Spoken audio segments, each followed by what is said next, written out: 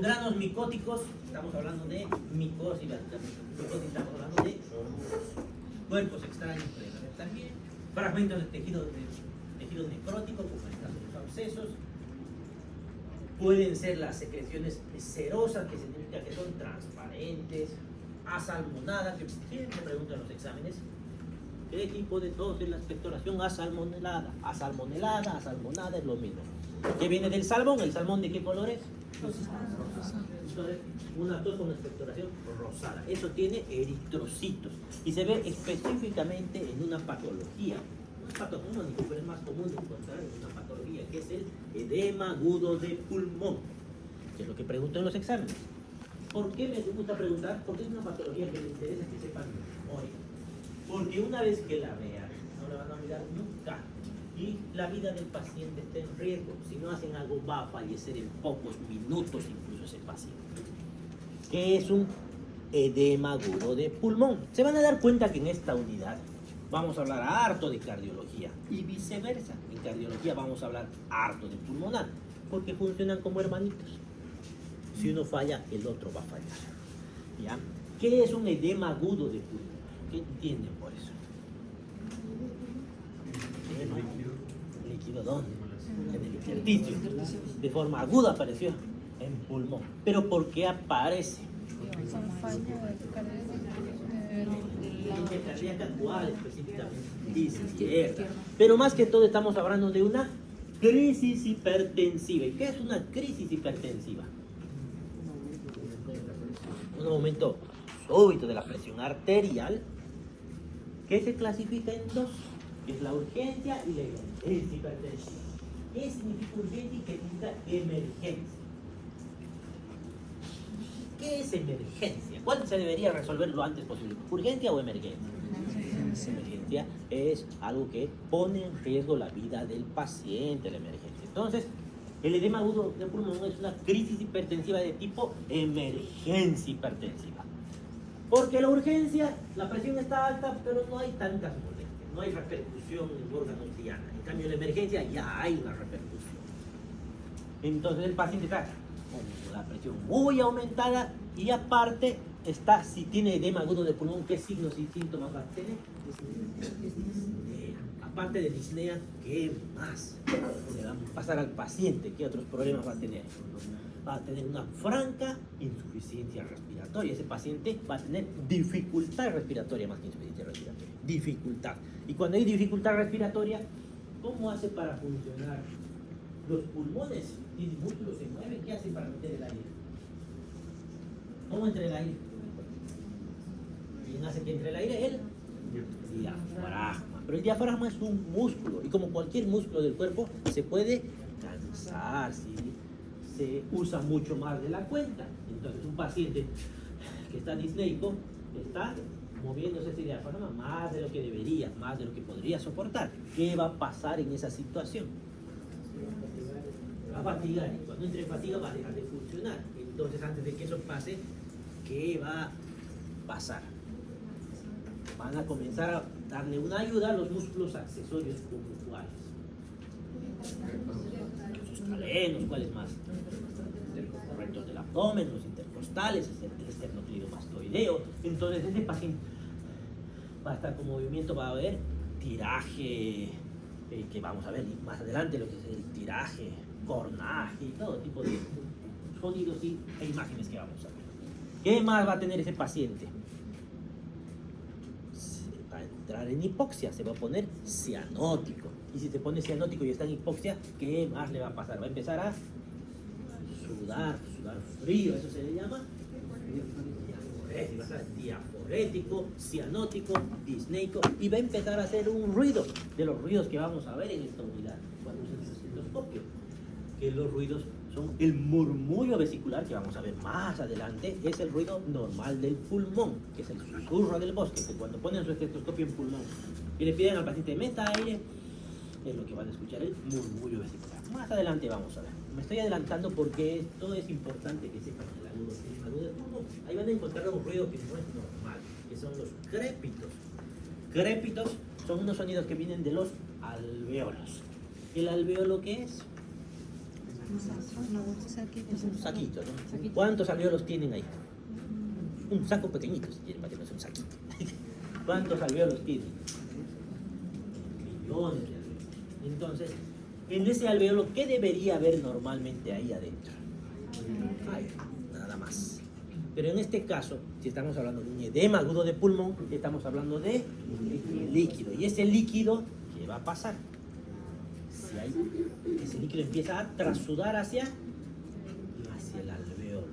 Entonces ese alvéolo que debería estar lleno de aire, ahora tiene líquido en su interior. Y ese líquido tiene glóbulos rojos. Y por eso se ve asalmonado. Y la gente empieza a toser y ese líquido sale por esos alvéolos, sale por el bronquio y expectora el paciente. Es harto líquido. Ahora, el alvéolo vacío no tendría que sonar, pero ahora está sonando porque ese líquido es medio pegajoso y hace que se pegue una pared con la otra del alvéolo. Y al pegarse, se despega y hace un sonido que no es gran cosa, pero si suman millones de alvéolos, hagan su cabello, froten alrededor, al lado del oído. Aquí suena. Crépitos, exactamente. Esos son los famosos crépitos. Ahora, en un edema agudo de pulmón, eso van a escuchar en la neumonía, cuando le pongan al foco neumónico al paciente, se escucha eso. Pero en un edema agudo de pulmón, todos los alvéolos al mismo tiempo están haciendo eso. Eso se va a escuchar a la distancia que estoy de la doctora, escucho sus crépitos. Empieza a sonar todo su pulmón al unísono fuerte. A lo lejos se ve como tiene dificultad respiratoria, está diaforético, azul el paciente. Eso es un edema agudo. Que si no lo resuelven de inmediato, el paciente fallece. ¿Y cómo pueden resolver? Si el problema es que tiene mucho líquido, ¿qué le van a dar? Diuréticos. Si el paciente está hipertenso, ¿qué le vamos a dar? Hipertensivos. ¿Le van a dar en tabletitas? No, en vena directamente, la betalol en vena, nitroprusiato, nitroglicerina, lo que quieran. Le pueden poner un vasodilatador como el Isordil sublingual.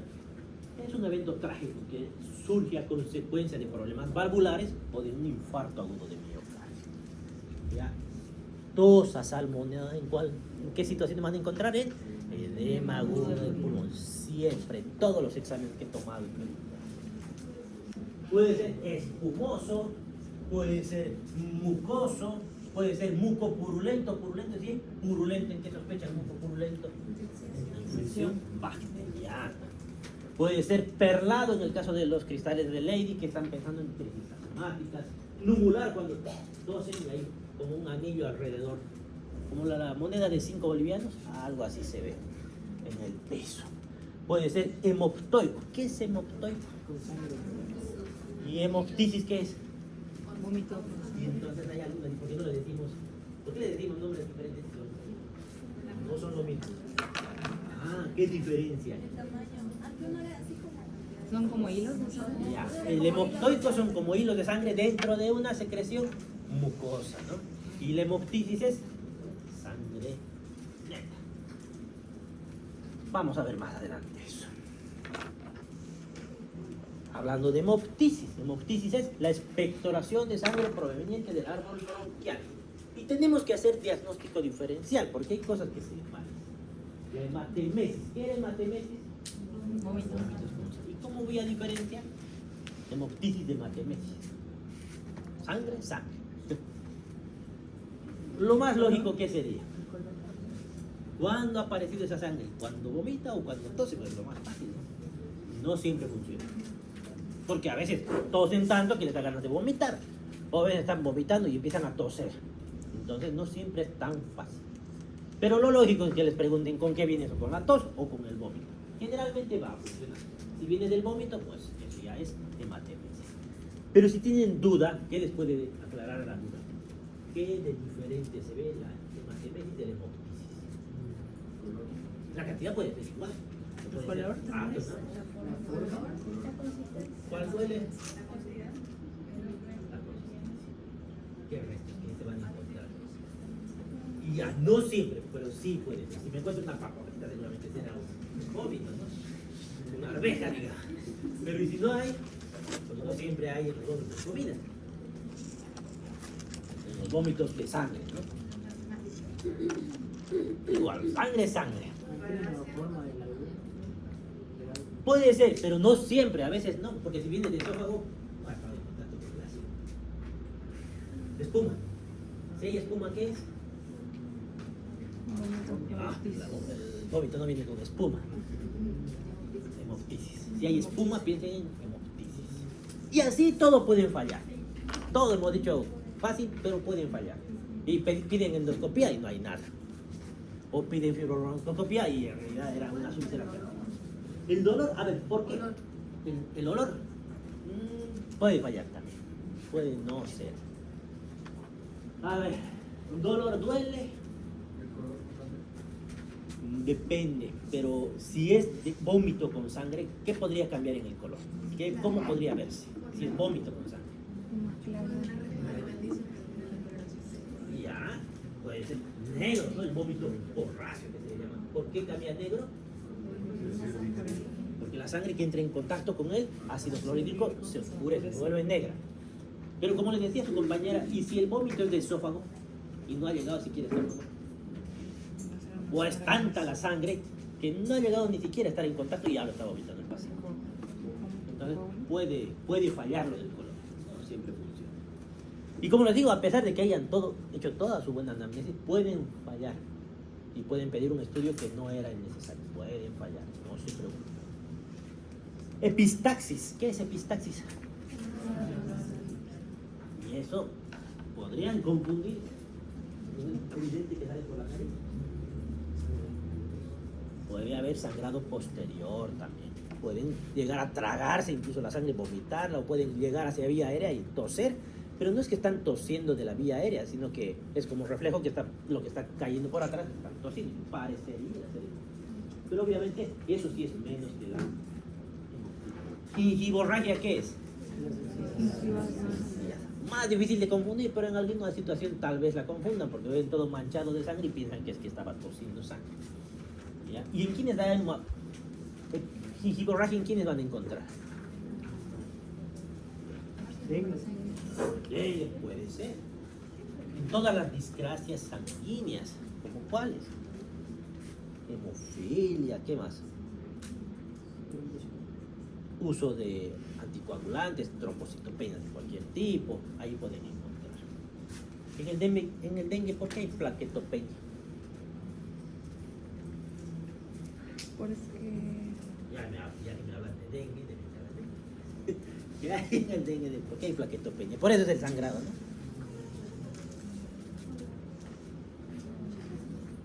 A ver, para aquella plaquetopenia, ¿qué tiene que pasar? O que no se formen plaquetas, o que se las use mucho, o que se destruyan. ¿Qué pasa en el dengue? Se producen normal. pero destrucción no todos los ojos. ¿Ah? Se ocultan en un lugar diferente. En el dengue, ¿qué es el dengue en realidad? ¿Saben? Es una enfermedad de tipo infeccioso, viral. Y esa infección, ¿a quién va a dañar? ¿A quién afecta más? Los que no han tenido antes. Al endotelio. Produce inflamación endotelial. Y ese endotelio se vuelve permeable. Y si se vuelve permeable hay edemas. Y junto con el líquido que se está saliendo por ese endotelio, se salen las plaquetas. Se secuestran las plaquetas en otra parte del cuerpo. ¿Cómo se resuelve? Hidratando al paciente se logran recuperar esas plaquetas. A veces. Ya, luego van a ver, es más complejo. No es tan sencillo el dengue como lo muestran en la televisión. Es bastante complejo. ¿Masiva o no masiva? ¿Cómo saben si es masiva o no masiva? ¿Qué dice en su libro? Más de, ¿cuánto dice? Entre 300 y 500, creo que es masiva. Ya. Pero en su mismo libro creo que dice, ¿cómo realmente voy a saber si es masiva? Porque el paciente les va a decir, he vomitado un balde de sangre. Y lo dice, me lo han dicho. ¿Cuántas veces me lo han dicho? He vomitado un balde. ¿Cómo un balde, señora? Un balde. Me muestra la foto del balde. ¿Pueden vomitar un balde de sangre? No. ¿Por qué no pueden vomitar un balde de sangre? ¿Cuánta sangre tienen ustedes? 6 litros tendrán. unos 2 o 3, aquí veo con 6 litros. ¿Y eso? La mayoría creo que tienen 3 litros y medio aquí. ¿Cómo se calcula la sangre? 60 por kilogramo peso. No les va a dar 6 litros. A los muy altos tal vez. Y ya. Entonces, ¿será que un balde ha podido vomitar? No, poco probable. Ahora, ¿cómo me voy a dar cuenta si es masivo o no realmente? Fuera de la exageración del paciente, porque el paciente está asustado. No es que exagere por hacernos quedar mal, está asustado. Él cree que realmente ha vomitado mucho. Él tiene una sensación de muerte, se está asustando, es normal. ¿Ha visto sangre? ¿Cuántos pacientes que le sacan un pedacito así de sangre? Entonces el paciente está asustado, tiene derecho. Pero ¿cómo se van a dar cuenta ustedes realmente que está masivo o no masivo? Y por ahí ha sido poquito, a cada rato poquito. Validez.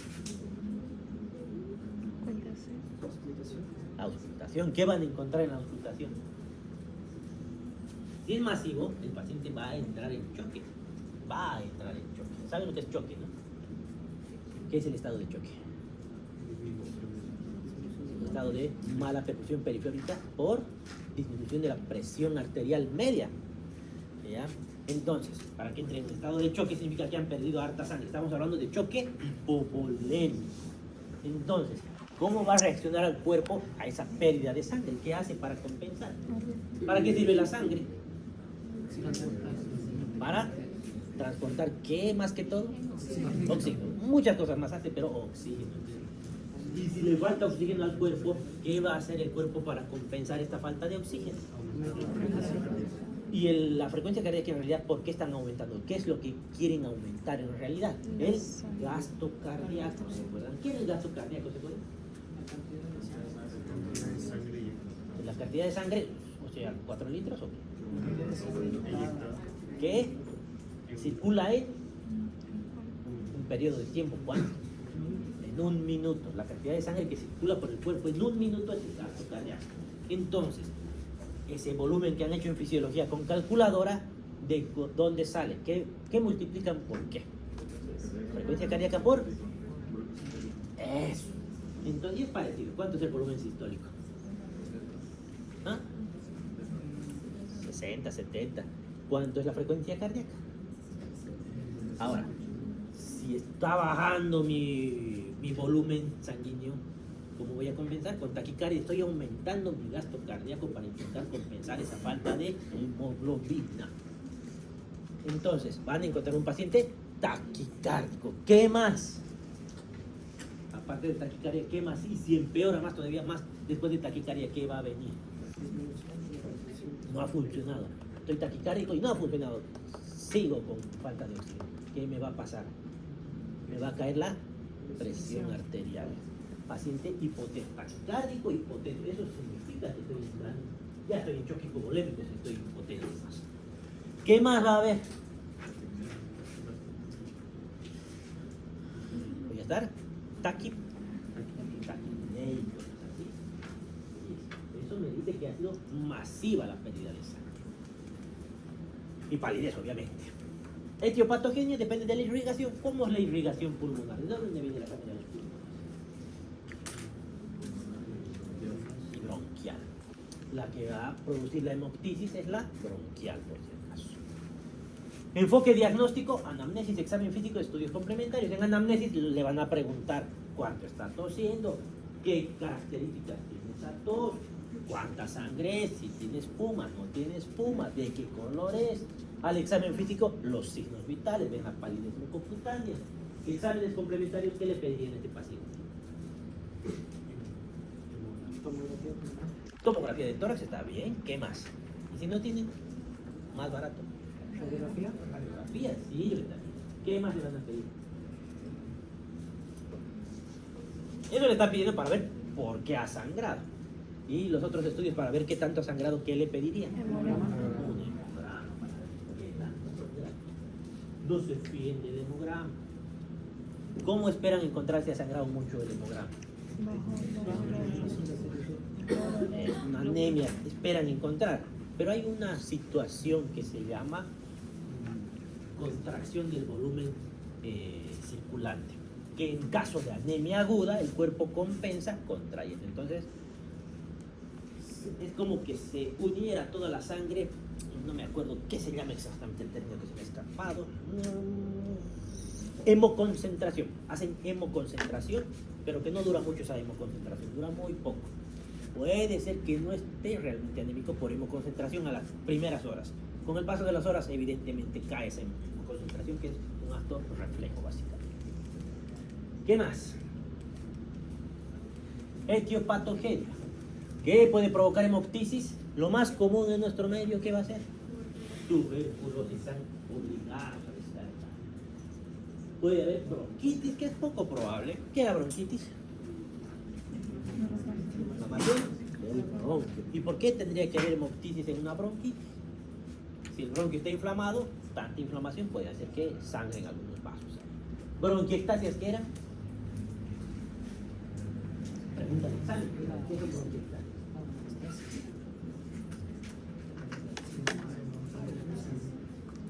Dilatación bronquial irreversible. ¿Es así? ¿En qué caso se ve eso? Está por aquí. Ay. ¿Dónde se ven las bronquiectasias? ¿En qué patología? En el EPOC. Tuberculosis, absceso de pulmón, neumonía bacteriana, vasculitis, micetoma por Aspergillus. ¿Qué es el Aspergillus? ¿Qué es el micetoma? Micetoma es un oma. Si termina en oma, estamos hablando de un tumor. ¿Un tumor de qué? No es cáncer, pero un tumor es una masa de una bola fúngica que le dicen que es una bola de un hongo. El Aspergillus es un hongo. ¿Dónde sospechan? Hay que preguntar al paciente. Por eso le preguntan, ¿dónde vive? ¿Cómo es su casa? Si ven ahí una mancha negra en la pared, ese hongo es el Aspergillus. Y ahí pueden hacer su micetoma. Más común en los pacientes inmunodeprimidos. Neoplásicas, carcinoma broncógeno, adenoma bronquial, metástasis endobronquiales, cáncer de laringe y tráquea, vasculares, que ya les había mencionado, estenosis mitral, hacen hemoptisis, que muchas veces se confunde con la tuberculosis porque el paciente igual está delgado. ¿Por qué? Por esa insuficiencia cardíaca que está provocando una sarcopenia cardiogénica. ¿Y por qué está delgado un paciente cardíaco? ¿Por qué baja de peso un paciente con cardiopatía? ¿Por qué ese metabolismo cardíaco? Gasto cardíaco. Por la energía necesitada por el gasto cardíaco. ¿Ah? En una insuficiencia cardíaca, ¿qué le va a pasar al gasto cardíaco? Va a disminuir. Y si disminuye el gasto cardíaco, ¿qué no está pudiendo mandar al cuerpo? Sangre. Y en esa sangre no está pudiendo mandar oxígeno. Y si no hay oxigenación en el músculo, va a atrofiarse. Eso, pero eso es crónico, ¿no? Insuficiencia ventricular izquierda, que termina siendo casi lo mismo. Tromboembolismo pulmonar. ¿En quiénes sospecho de tromboembolismo pulmonar? Este examen van a tener casos clínicos. Tengo que enseñarles a resolver casos clínicos. ¿Qué es un tromboembolismo pulmonar? ¿Se acuerdan? Hemos hablado ya eso. Un coágulo. Eso. Y eso, un infarto pulmonar. Entonces, clínicamente, ¿qué van a encontrarse en un tromboembolismo pulmonar? La disnea va a ser ¿de qué tipo? Súbita. ¿Qué más?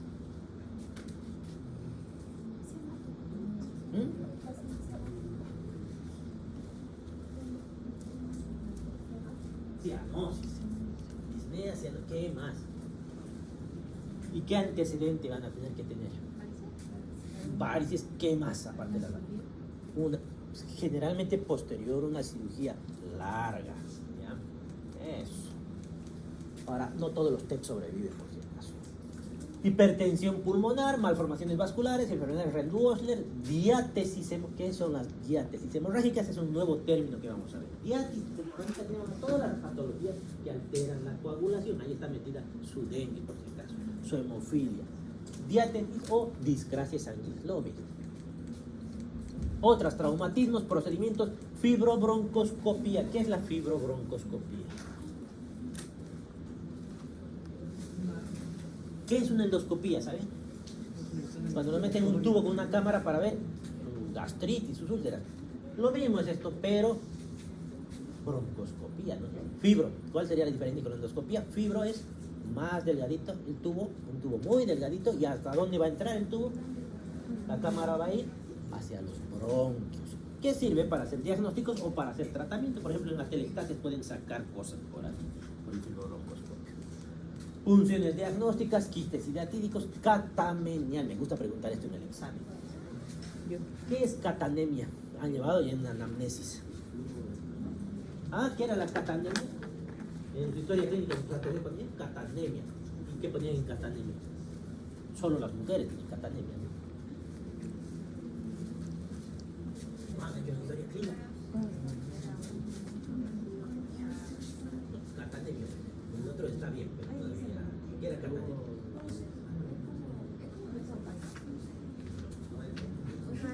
Sí, no, catanemia es lo normal. Entonces, ¿qué es? El sangrado de menstrual que viene cada... Y ya. Ahora, lo que dice su compañera no estaba mal, pero no era catanemia. ¿Qué es endometriosis? Eso. ¿El endometrio qué es? La pared La capa más interna del útero, que es la que sangra cada 28 días. Entonces, la endometriosis es este tejido que en vez de estar ahí, puede estar en cualquier otro lugar. Entonces, ¿qué sería hemoptisis catamenial? ¿Hemoptisis qué era? Catamenial, ¿qué sería entonces? ¿Ah? Que tose y sangra. ¿Ah? Que tose y sangra cada 28 días. ¿Ah? Entonces, ¿dónde está esa endometriosis? Catamenial, ¿qué es?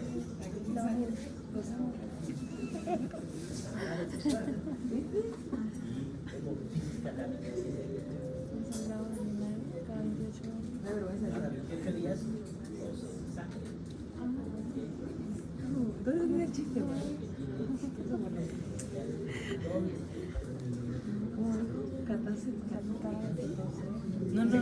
En varios lugares puede salir por si acaso. A veces, todo lo puede. A ver, otra vez.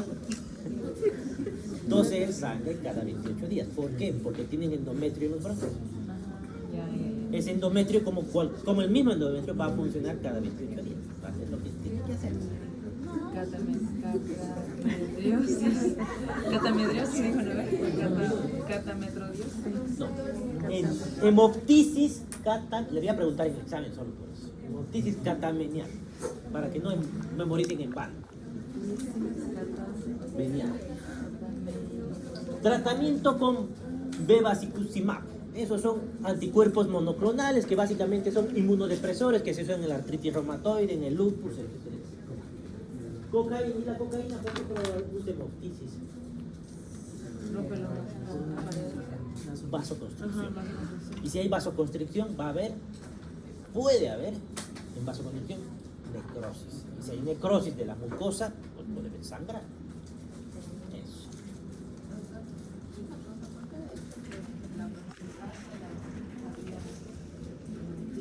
Vaya.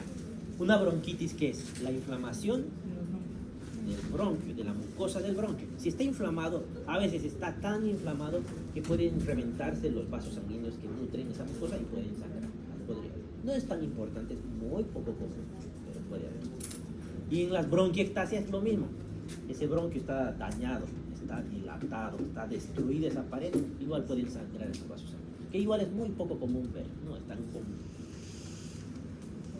Disnea. ¿Qué es la disnea? La sensación de falta de aire. Es subjetivo, ¿no? Y a qué puede llevar a haber disnea. Y aquí aparece un montón de cosas. ¿Por qué puede estar disneico un paciente? Insuficiencia cardíaca. ¿Qué más? ¿Qué más? Tuberculosis. COVID, pues, una neumonía por COVID, entonces una neumonía, una tuberculosis, una fibrosis pulmonar. Todo lo que daña al pulmón, al intersticio pulmonar, al corazón, incluso un paciente con anemia puede tener disnea. Hay varias cosas que pueden provocar disnea. La clasificación se clasifica en grado 1, 2, 3, 4. Vamos a ver la tabla con detalle. Porque esta tabla tienen que saberla de memoria. Igual pregunten en el examen. Y no solamente ahora, la vamos a volver a ver la tabla al siguiente examen, que es en cardíaco. Que se vuelve a usar exactamente la misma tabla, que le cambian una que otra palabra, pero es lo mismo. Entonces les va a servir para los dos parciales. Enfoque diagnóstico, anamnesis, vamos a ver si es ortopnea, disnea paroxística nocturna, trepopnea, platipnea. ¿Qué era disnea paroxística nocturna? ¿Qué eran paroxismos? Que aparecía de forma súbita y desaparecía. Y como estamos hablando de disnea, que esta disnea apareció de forma súbita en la noche. ¿Y en quiénes veo ya ver eso? En las insuficiencias cardíacas. Trepopnea, platipnea, ortopnea. ¿Ortopnea qué era? Cuando no pueden echarse, o están echados y empiezan a tener disnea y tienen que sentarse. Trepopnea, de costado. Tienen que estar de costado. Se ponen de un decúbito lateral. Así respira mejor. Si están del otro decúbito, empieza a faltarles el aire. ¿En qué situación se ve eso? ¿Y por qué? En derrame pleural unilateral. Vamos a poner el ejemplo. Tengo mi pulmón izquierdo y hay un derrame pleural masivo izquierdo. Está lleno de agua. ¿De qué lado voy a preferir echar? Del lado malo. ¿Por qué? ¿Por qué no lo del derecho? Porque Eso. Porque el pulmón que ya está con derrame pleural no puede expandirse. Entonces, si yo me echo de ese lado, igual no va a poder expandirse porque no se podía expandir. Pero el otro pulmón está expandiendo normalmente. Y al echarme del lado que está expandiendo, ¿qué va a pasar? Todo el peso de mi mediastino me van a dificultar. Entonces voy a respirar mejor si me echo del lado afectado. Entonces, si ven que su paciente va de un solo lado, sospechen que hay trepopnea con derrame pleural. Platipnea es algo curioso. Son los pacientes que cuando están parados tienen disnea, se echan y desaparece la disnea. Que sucede en cortocircuitos izquierda-derecha. ¿Qué es un cortocircuito izquierda-derecha? Eso es más de cardio. Decimos cuando la sangre del corazón derecho se va al lado izquierdo, al corazón izquierdo, sin haber pasado por el pulmón. Los cortocircuitos. Estamos hablando de sangre desoxigenada. Es más complejo eso todavía. ¿qué dijo? Cortocircuito izquierda-derecha, que la sangre del corazón derecho está pasando al corazón izquierdo sin haber oxigenado el pulmón. ¿Verdad? Por ejemplo, ¿cuándo? Eso, comunicaciones interauriculares, interventriculares, tetralogía de Fallot, comunicación del conducto arterioso persistente, etcétera, etcétera. ¿Y qué van a pedir aquí? Examen físico, vamos a ver más adelante. Exámenes complementarios, ¿qué le solicitaría a un paciente con disnea? Primero. Si quiere una tomografía, ¿qué más? Si está disneico, una gasometría. Y en la gasometría, ¿qué se va a ver? ¿Qué se ve en una gasometría normal? ¿Qué valores van a encontrar en la gasometría? Ya llevan fisiología. ¿Ah? El pH, ¿qué más? Presión parcial del oxígeno, presión parcial del dióxido de carbono, bicarbonato.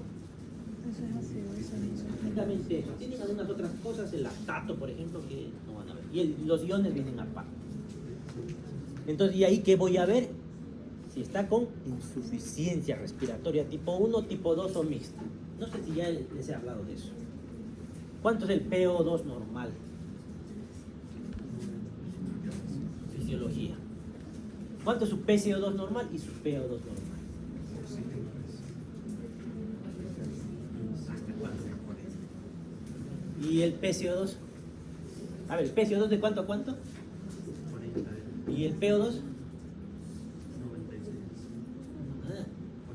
De 80. Ya. ¿Qué significa insuficiencia respiratoria? Debería ser insuficiencia ventilatoria. No, aquí está bien. ¿Qué es insuficiencia respiratoria? Que algo está haciendo que no pueda respirar. ¿Y respirar era meter aire? No, no. Más que todo el intercambio. Y eso estábamos hablando a nivel celular. Entonces, cuando mi pulmón no puede meter oxígeno a la sangre es insuficiencia respiratoria tipo 1. O sea, mi PO2 va a estar debajo de 60. ¿Cuánto era normal? Por encima de 80. Si estaba debajo de 60 es insuficiencia respiratoria tipo 1. Insuficiencia respiratoria tipo 2, ¿qué sería? Que no puedo botar el dióxido de carbono. Entonces, si mi PCO2 está por encima de 55, es insuficiencia respiratoria tipo 2. Puede pasar eso. Puedo estar oxigenando bien, pero no botar dióxido de carbono. Y si tengo mixta, ¿qué significa? Ambas situaciones están juntas. Ahora, ¿por qué puede suceder eso? Hay algo que se llama la relación ventilación-perfusión. No sé si han escuchado en fisiología. Relación ventilación-perfusión. ¿A qué suena? Ventilación, perfusión. ¿Ventilar qué es? ¿Meter aire? Botar aire. ¿Perfundir qué es? Que le llegue la sangre. Ahora, ¿cómo se oxigena la sangre? Para que se oxigene la sangre tiene que entrar aire con oxígeno, hacer contacto con la sangre y ahí está la hematosis. Pero ¿y qué pasa si algo falla? Ejemplo, ¿qué pasa si tengo una neumonía? ¿Mi neumonía qué va a provocar? En mi neumonía, ¿puedo meter aire? No. El pedazo donde está la neumonía, ese alveolo está lleno de secreciones. El aire quiere entrar, pero está lleno de secreciones. No entra. Mi ventilación está mala. ¿Y mi perfusión cómo estará? La sangre está llegando normalmente, no tiene por qué alterarse. Ahí tengo una alteración de la relación ventilación-perfusión y ahí puedo entrar en insuficiencia respiratoria tipo 1, por ejemplo.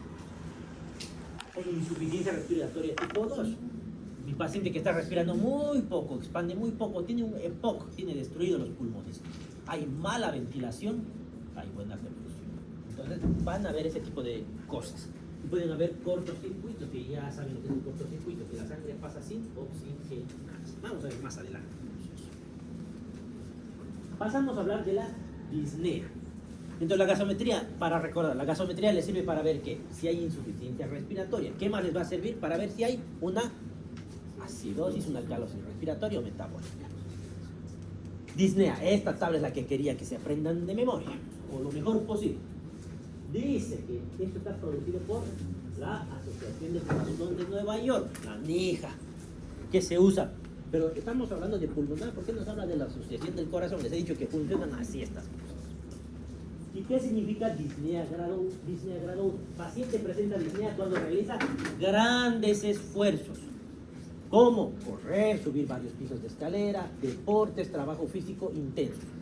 Pero, lo importante es que sepan, pero en qué momento. Que efectuaba sin molestias tipo aquí. Si ahorita les digo que ustedes vayan a dar una vuelta por toda la universidad, ¿van a volver disneicos? Sí. Pero ¿qué pasa si hacían esto todos los días? Porque están en algún equipo de atletismo y todo el tiempo lo hacen. No van a estar disneicos. Porque ya no lo sé. Porque están acostumbrados. Entonces es algo que estaban, que ya lo hacían. O si les digo que suban 3 pisos, si todos los días suben a pie 3 pisos, pero de un día a otro no pueden, toda la semana, todo el año pudieron, pero algo ha pasado que hoy día quiero y no puedo. Me siento disneico. Algo que ya hacía, para que no se confunda. Yo hago todos los días eso, corro, subo escaleras, pero ahora no puedo, algo me ha sucedido. Eso es disnea tipo 1. No vale si mando a hacerle algo al paciente que no podía hacer nunca, man. Si nunca pude subir 7 pisos y ahora me mandan, obviamente voy a estar disneico, no porque tenga disnea grado 1, porque no estoy acostumbrado. Algo que hacía. De aquí para adelante ya no es eso. Grado 2. Disnea cuando realiza esfuerzos moderados que son cotidianos a todos, como caminar, correr un breve trecho, subir un piso de una escalera. Si tienen eso es disnea grado 2. Aquí ya no tiene nada que ver si hacía o no hacía antes. Es cotidiano, todos hacemos esto. Grado 3. El paciente presenta disnea cuando realiza esfuerzos ligeros, como peinarse, como vestirse, como hablar, como comer, que ya han visto en el hospital. ¿Ya han hecho anamnesis a sus pacientes? ¿Alguno le ha hecho preguntas a su paciente y el paciente se ha agitado mientras le respondía? Sí. Ya estaba en disnea grado 3, probablemente. Disnea grado 4. El paciente está quieto, no está estresado, no está asustado, está quietito. y está disneico. Eso es disnea grado 4. En pleno reposo físico y mental tiene disnea. ¿Les ha quedado claro este cuadro? Muy bien. El único que a veces cuesta entender es el grado 1, que a veces a algunos les cuesta entender que es un esfuerzo que antes sí hacía y que de un momento a otro deja. Formas de aparición de la disnea que pregunto en el examen y siempre se confunden con esto. Hay súbita, brusca o paroxística. Es algo agudo. Y hay la crónica o progresiva, que en meses, semanas ha estado apareciendo. ¿Cuál es causa de disnea súbita? El síndrome coronario agudo. ¿Qué es el síndrome coronario agudo?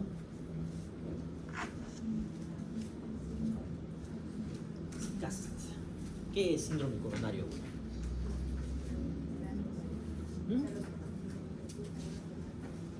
Aguda. O sea, estoy hablando de un posible infarto de miocardio. Algo que ha hecho que mi coronaria se tape.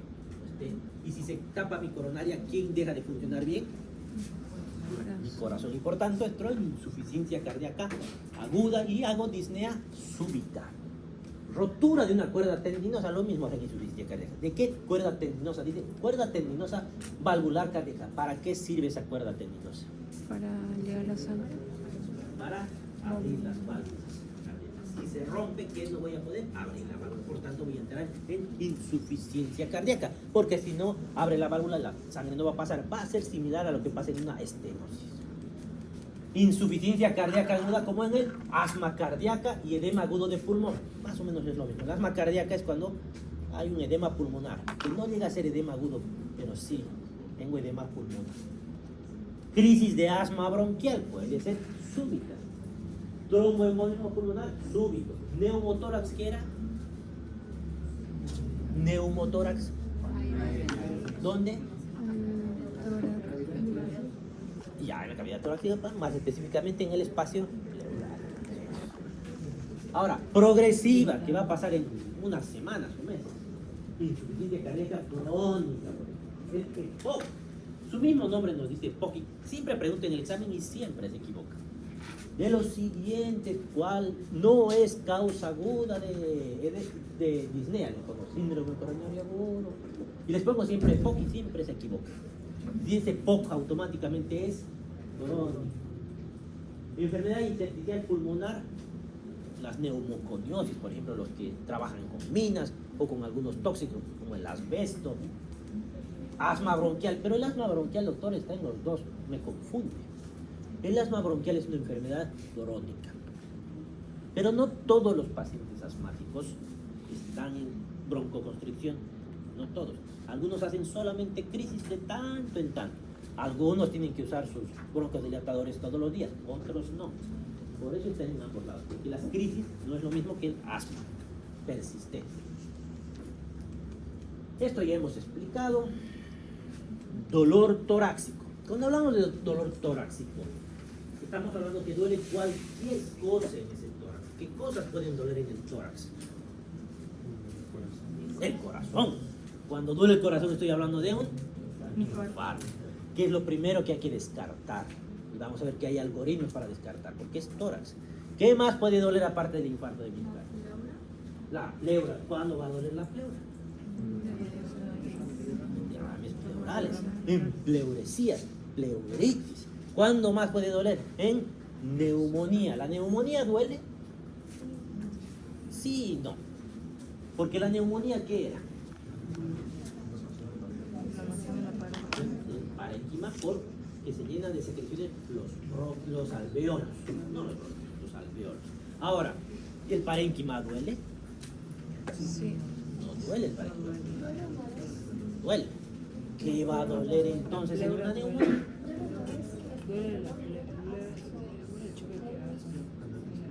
No, pero ¿y dónde hay una nervio sensitivo? ¿Qué pasa? ¿Qué órgano? No duele el pulmón. Pero ¿y por qué en las neumonías les duele puntada de costado? Si la neumonía está muy cerca de la pleura, va a inflamar la pleura y va a doler. Si está al medio del pulmón, no va a doler. Pero no se olviden que muchas veces lo más común es que la neumonía llegue, incluso hacen derrames para neumonía. ¿Ya? Por eso les decía sí, no. En algunos casos sí, en otros no. ¿Qué más? ¿Qué otra cosa puede doler en el tórax? Ya, puede ser. Pericardio también, pericarditis. ¿Qué más? Músculos. ¿Qué más? Costillas. Y los cartílagos y las costillas. Pero más que todo, el dolor osteopostural, que duele justo donde se une cartílago y hueso. El dolor. ¿Qué es? Le llamamos síndrome de Tietze. Si está en su libro, seguro que le voy a preguntar. No me acuerdo si está en este o en el próximo parcial. El síndrome de Tietze es la osteocondritis del segundo o tercero intercostales. No, segundo o tercero costillas izquierdas. Solo las izquierdas. Entonces, ¿dónde duele eso? Aquí. Y si me duele aquí, voy a pensar que me estoy infartando. Pero en el examen físico, ¿qué van a hacer? Van a tocar esa costilla. Y si está inflamada cuando toco, ¿qué va a pasar? Va a doler. ¿Y un infarto si le toco, va a doler? No. ¿Por qué tendría que doler un infarto cuando yo toque? No duele. Si le duelo, seguro que es una osteocondritis. Es inflamación del hueso y del cartílago, ¿no? Y si es del segundo y tercero izquierdo, es síndrome de Tietze. Paciente con dolor torácico. Tenemos que saber, ¿ha sido traumático? Si me han dado un palazo en mi espalda, seguramente es traumático. Le voy a hacer una radiografía, lo voy a mandar a traumatólogo. Voy a ver que no haya sangre, un hemotórax, por ejemplo, una fractura. Dolor de origen no traumático. Ya sé que no ha habido ningún trauma, ha sido que apareció de la nada. Le hago anamnesis, exploración y siempre electrocardiograma para descartar que no sea un infarto de miocardio. Y lo veo 10 minutos, si es que no me encuentro nada en el electro. Si no hay nada en el electro y sigue doliendo, pues le hago otro electrocardiograma. Si el electrocardiograma es patológico, significa que tenga supradesnivel de segmento ST, infradesnivel de segmento ST, T's invertidas, entonces veo. Esas T's están supradesniveladas, es un infarto agudo de miocardio, va a UTI. Que vean qué hace. No, las T's están negativas y el segmento ST está infradesnivelado. Entonces, sospecho, no estoy seguro, sospecho. Y por tanto le pido enzimas cardíacas. Estas ya no se hacen, están obsoletas. Se pide troponina I cuantitativa. Si es negativa, entonces sigo evaluando. Si es positiva, ingresa a terapia intensiva. Electrocardiograma normal. No hay dolor coronario, le hago una radiografía. No hay nada en la radiografía, lo mando de alta. El dolor es atípico, repito mi electrocardiograma, porque en 20 minutos puede cambiar. Si cambia un poquito, ya me hace sospechar y pido troponinas. ¿Ya? Si es sospechoso, ya pasa a terapia intensiva. Si no es sospechoso, repito electrocardiograma de nuevo, otra vez troponinas a las 6 horas. Esto suena caro, y es caro hacer todo esto. ¿Ya? Si es positivo, a las 6 horas igual va a ingresar a terapia intensiva. Si es negativo, le hago la prueba de esfuerzo. ¿Qué es prueba de esfuerzo? Esa maniobra de caminar, pero si lo hago caminar, vaya a caminar por 5 minutos. Podría ya darse una vuelta por el hospital y vuelve, tal vez no vuelve. Tal vez. ¿Dónde lo hago caminar? Es una caminadora, aparte de caminar, ¿qué más tiene que tener? Tiene que estar monitorizado con su electrocardiograma, su monitor de electrocardiograma, ¿qué más? Saturación, sus signos vitales, presión, frecuencia, todo tiene que estar monitorizado. Y lo hago caminar un rato y me fijo si hay cambios electrocardiográficos. Y si tiene 80 años, lo voy a hacer caminar. ¿Qué hace? Se puede hacer la prueba de esfuerzo, pero no así. Hago un esfuerzo químico, farmacológico. Le pongo dipiridamol, por ejemplo, o noradrenalina para esforzar ese miocardio sin que haga actividad. Y ahí veo que si no hay nada, le doy de alta a las 24 horas.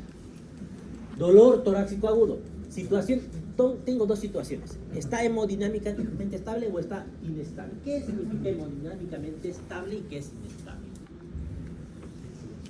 que eso siempre se habla y muy poca gente lo entiende. Hemodinámicamente estable significa que su presión está normal y su frecuencia cardíaca está normal. Eso es. Inestable cuando la presión está o muy baja o muy alta. Y la frecuencia cardíaca está o muy alta o muy baja. Ejemplos: choque cardiotónico, choque seco. O, bueno, en este caso más que todo, choque cardiogénico. ¿Qué más? Problema pulmonario, si está inestable. Si tiene un patrón pleural, ¿qué es un patrón pleural? Que puede ser un derrame pleural, un neumotórax. Puedo encontrarme dos situaciones con hemodinámica inestable, que está muy baja la presión. Neumotórax, atención. ¿Qué significa neumotórax? ¿Qué hay? Atención significa que hay tanto aire, porque el aire está entrando, pero no está saliendo, está haciendo una válvula. Si se llena de aire, ¿qué va a pasar con ese tórax? Va a aumentar la presión del tórax, que no va a poder entrar a ese tórax si aumenta tanto la presión.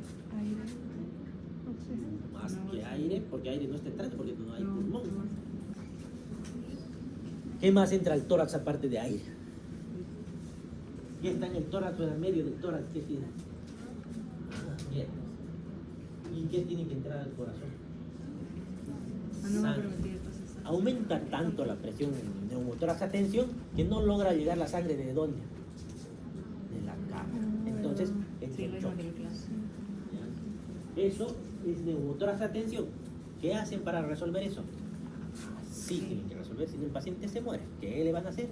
Tienen que sacar ese aire. ¿Cómo pueden sacar el aire? Pueden poner una bránula, pueden poner con una válvula para que salga el aire. De emergencia se pone en el segundo espacio intercostal, o pueden poner tubo de tórax. En cirugía van a ver cómo se pone el tubo de tórax con sellos de agua. Tromboembolismo pulmonar, igual, con hemodinámica inestable. Dolor torácico en pared torácica, patrón osteomuscular, el Boilet costal, que está en francés. Que son básicamente cuando se fracturan varias costillas consecutivas, más de 3 creo que son consecutivas, que va a hacer que ese tórax esté inestable. Más adelante tenemos un video. Cardiovasculares, patrón coronario, angina de pecho, pericarditis, disección de aórtica aguda. ¿Qué era la disección de aorta?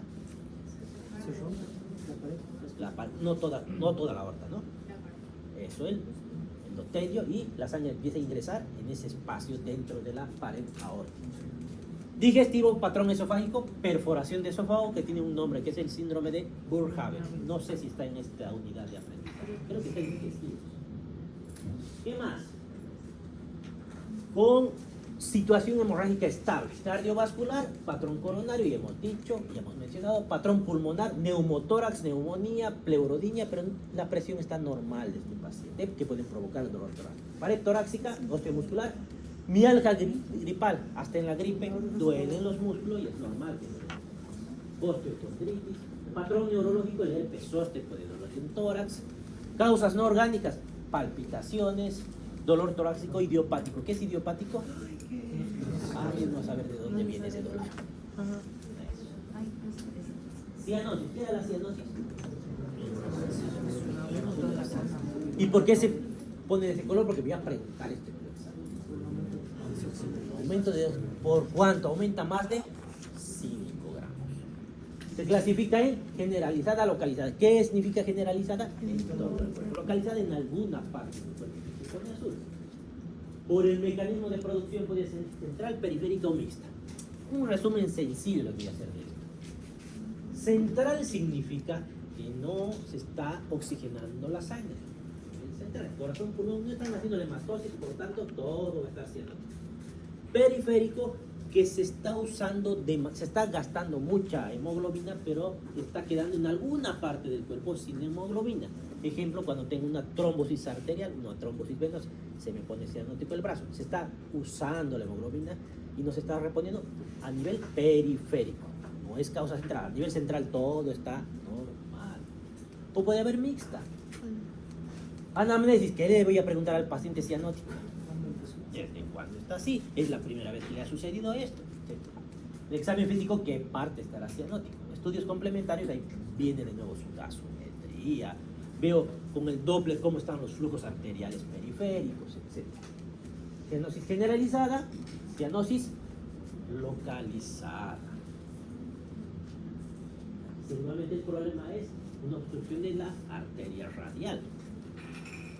Causas de los diferentes tipos de cianosis. Causa pulmonar, disminución de la PO2 del aire inspirado. Estamos hablando de una insuficiencia respiratoria tipo 1. Hipoventilación alveolar, EPOC, debilidad del músculo respiratorio, deformidades de la caja torácica, alteraciones de la relación ventilación-perfusión que mencionábamos. ¿Dónde está mejor perfundido? ¿En las bases o en los vértices del pulmón? Perfundido. ¿Qué significa perfundido? Que tenga buena sangre. ¿Dónde? En las bases. Por peso la sangre va a estar más en las bases. ¿Dónde va a estar mejor ventilado? ¿En las bases o en los vértices? Si se dan cuenta, no es igual en todo el pulmón. Y eso produce, por ejemplo, en el caso de la tuberculosis, que sea más frecuente en los vértices. Espacio muerto, alteración de la difusión de oxígeno, como enfermedades intersticiales, edema agudo de pulmón. De causa cardíaca ya hemos visto los cortocircuitos, igual hemos visto, ahí está. Cardiopatías con shunt de derecha e izquierda. Cortocircuito en español, más fácil. Periférica, insuficiencia cardíaca derecha, choque, igual, choque prefiero decir en vez de shock. Vasoconstricción por exposición al frío, el fenómeno de Raynaud. ¿Qué es el fenómeno de Raynaud? Son los dedos que se ponen, en paroxismo se ponen azules, negros, pálidos, que generalmente aparecen en enfermedades inmunológicas. La primera que hay que descartar es la esclerodermia, pero no es la única. Fármacos vasoconstrictores como la ergotamina, arteriopatía obstructiva, obstrucción venosa mixta y insuficiencia cardíaca global. Puede ser central, generalizada o periférica. Anamnesis de los antecedentes. ¿Qué vamos a ver aquí? Domicilio, ¿dónde vive? ¿Vive con muchas personas? Si vive con muchas personas, sospecho en tuberculosis, micosis, hidatidosis. Micosis cuando hay su pared del paciente está negra, su techo está negro. Hidatidosis si vive con animales, por ejemplo, más que todo con ovejas. Tuberculosis cuando hacen los antecedentes. Cuando viven con otros pacientes que viven con su esposa, su hija, su primo, o alguien en su trabajo tiene tuberculosis, ¿cómo se escribe en la historia clínica? ¿Qué están escribiendo las historias clínicas? Vive con tuberculosis, ¿o qué le ponen?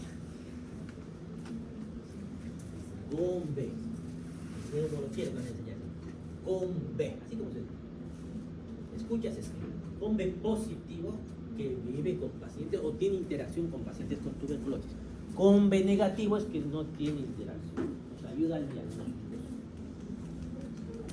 Ocupación, enfermedades alérgicas, neumoconiosis, si están en contacto con químicos, por ejemplo, o los mineros. Alergias, rinitis, asma bronquial, más probable. Tabaquismo puede provocar EPOC o cáncer de pulmón. Cirugía reciente me hace pensar en tromboembolismo pulmonar o en atelectasia. ¿Qué eran atelectasias?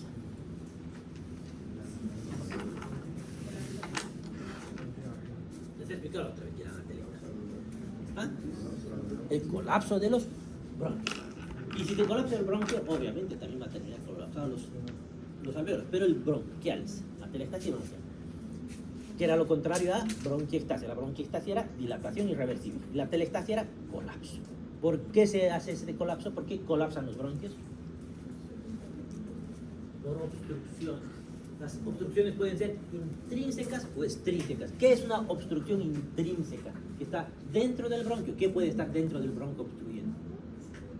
Moco, secreciones, ¿qué más? Algún cuerpo extraño que haya entrado, líquido. ¿Qué puede ser una obstrucción extrínseca al bronquio? Un tumor que está creciendo y apretando ese bronquio, por ejemplo. Y los alvéolos son bolsitas, han dicho, ¿no? ¿Y qué estructura tienen? ¿Por qué no se cierran totalmente? Ah, y el surfactante, ¿qué es? El líquido que no ¿Y cómo hace para que no se cierren? Es como el lubricante con que se encuentra en las paredes y impide que se peguen. Ya, es que están uniendo bronquio a bronquio. En realidad, el bronquio de al lado hace que se pegue, y el bronquio de al lado, y el de al lado, y el de al lado, y todos los bronquios a su alrededor, como están pegados entre sí, evitan que colapsen. Ya, esto es por si acaso, eso se ve en los recién nacidos, que falta de surfactante. Bueno, claro.